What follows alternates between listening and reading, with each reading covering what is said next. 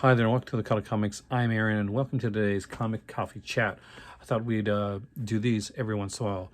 So I was on Reddit recently where a Reddit user was asking about the original X-Men omnibuses. Was it worth it getting them? He was interested in the Claremont run, but of course the original run of X-Men doesn't normally get exactly the greatest it doesn't get the greatest recommendation by most people. And it can be a bit of a rough run, but there is a reason to get it, and that's what I'm going to get into today. So I'm just going to grab, I have the first volume. I don't yet have the second volume, but I will bring the first volume down here to show you guys.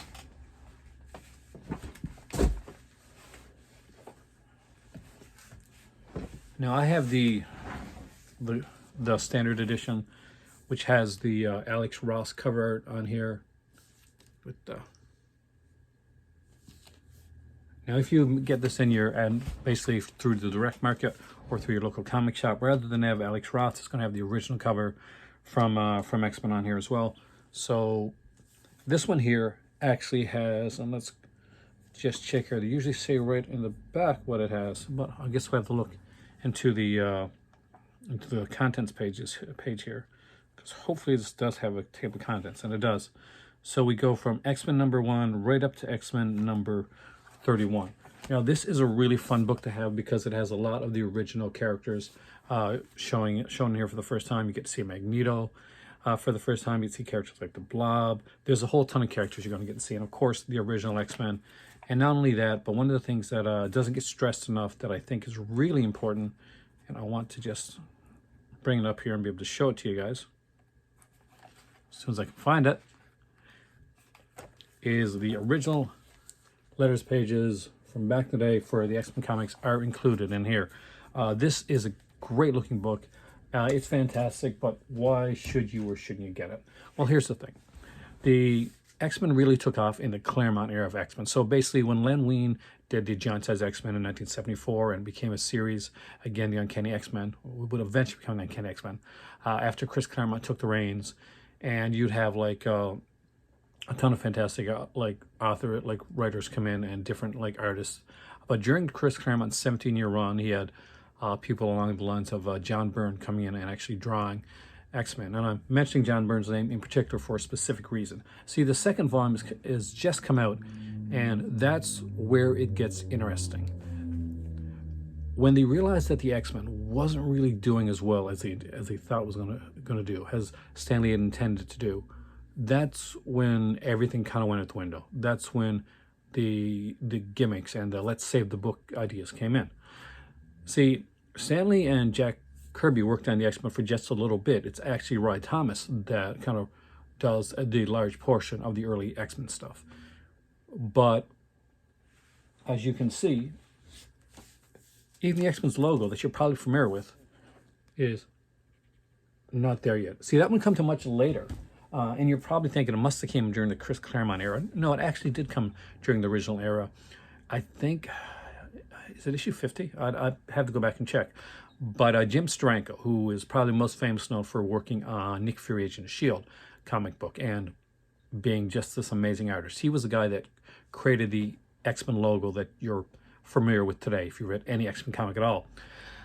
It was iconic and it was eye-catching. Also, his artwork, he only did a couple issues of the X-Men, but what he did, and that's in the second volume, is really, really fantastic and awe-inspiring.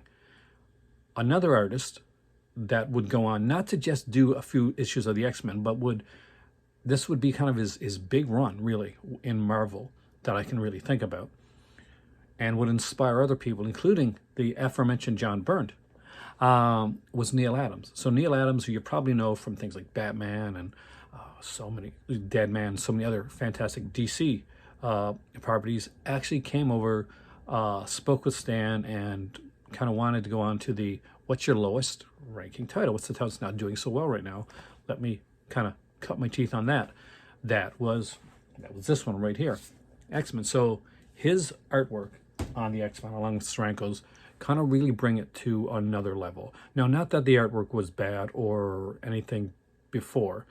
It was different. It just, X-Men was a book that was interesting, but was kept trying to find its identity. In fact, so much so that in the latter issues of the X-Men, they don't really kind of focus on the fact that you're reading the X-Men comic. In actuality, they kind of start doing a solo thing, kind of like you'd see years later with the solo Avengers. And even though all the X-Men may be in the issue, the cover would like focus on an X-Men. It could be like Angel, it could be Cyclops, it could be the Beast, it could be Jean Grey, Marvel Girl.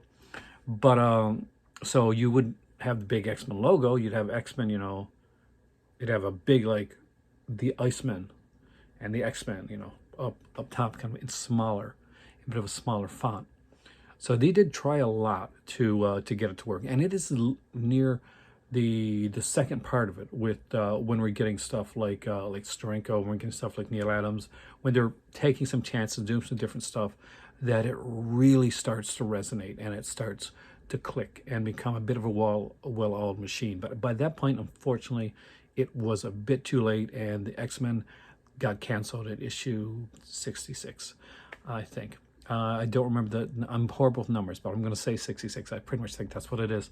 If I'm wrong, correct me in the comment section down below, because I really like when people do. I learn stuff every day from all you guys. Anyway, should you buy these here? Well, are you an X-Men fan?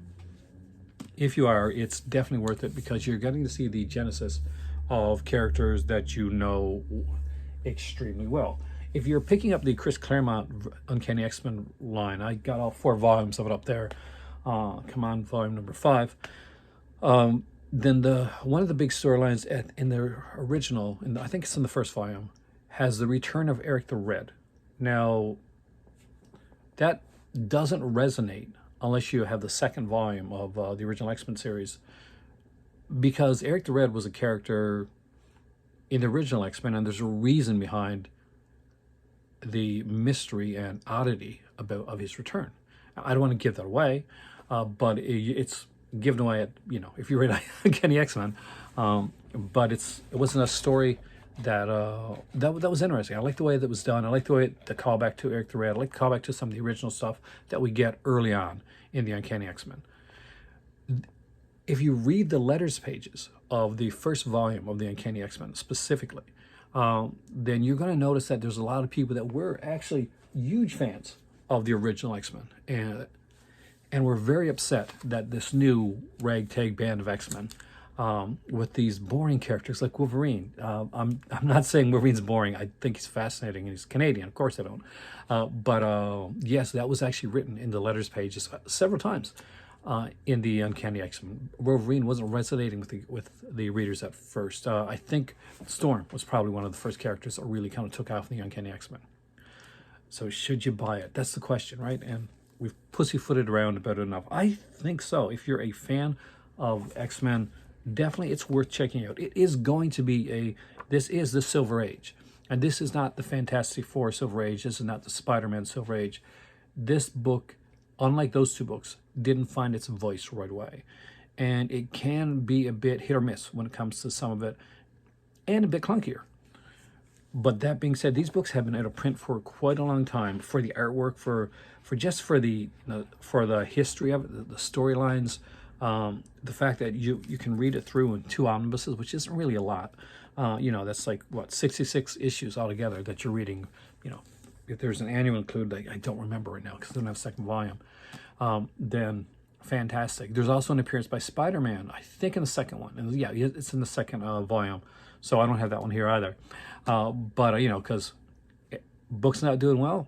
If you're a kid in the 90s, for instance, and you ever like got a new book coming out, not really selling well, put Spider-Man or Wolverine or Ghost Rider in, and it'll do well. So they did back in the old days. It was like, okay, book not doing well, put Spider-Man in it. Like have the Fantastic Four show up. That, you know, some things never change. But yeah, I think it's a good buy. It's an interesting read. It is of its time. So if you're a modern day reader and you stick mostly towards modern day stuff, then if you're looking between this and maybe like Jason Aaron's Thor, you're probably going to want to get Jason Aaron's Thor, or maybe the Jonathan Hickman X-Men.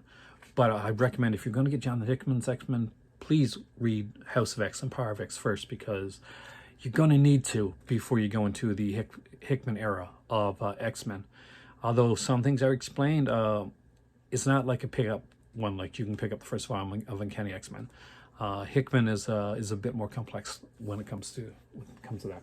But if you like the Silver Age era of comics, if you want to find out the genesis and the history of all these characters that you've looked into before, then definitely 100% check out the X-Men. There's only 2 volumes, Volume 1 and Volume 2.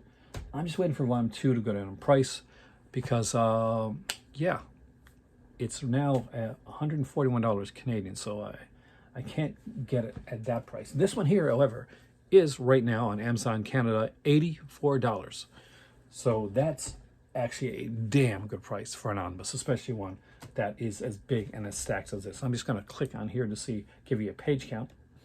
So there's 776 pages. It's a nice size omnibus, you know. Here we get the first 31, and let's find out if I was right with the 66 while we're here. And there you go. I got it right for once. And not only do you get the from 32 to 66 in the second volume, but you get an issue of the Avengers, 2 issues of Kazar, or Kazar, however you like to say it, and issue 30 of Marvel Tales, and some stuff from Not Brand issues 4 and 8. Another thing to know is that in the second volume, one of the things that they do is they have a backup story. So you'll get the original, you get the X-Men story in the first, and then the last few pages will be like a backup story, whether it's going to be an origin or an early story of an X-Men, like a Cyclops, origin, Professor X, like early stories like that, and they're really fun. These short backup stories I really love backup stories. I really do. As a kid that grew up in the 70s and 80s, I used to love when I'd get my books, especially in DC, you just have these, the Nemesis as a backup in Brave and the Bold. I remember Rose and Thorn for a while in some comics. So yeah, I was a real backup story type of guy. I love those, getting that extra bit of story. It was like, now 44 pages. So yeah, you get the backup stories in there as well, and that's also a nice plus in the second volume. I know I've probably sold you more on the second volume than I have on the first. It is a bit of a slog at the beginning, but to get them both and to go through there and then to go into the Uncanny X-Men era, it's really worth it. It's very, very satisfying. So should you pick up the X-Men? I think so. If, and the caveat is if, you liked all the things that I just mentioned. Thank you for joining me here in the Call to Comics for my first ever comic coffee chat. And I will see you here again soon in the Call to Comics. Because remember, there is always another omnibus. There's always another character. There's only one of you. And so remember, treat yourself kindly and treat others the same. I will see you soon right here again in the Call to Comics, and have a wonderful, fantastic, comic-filled day.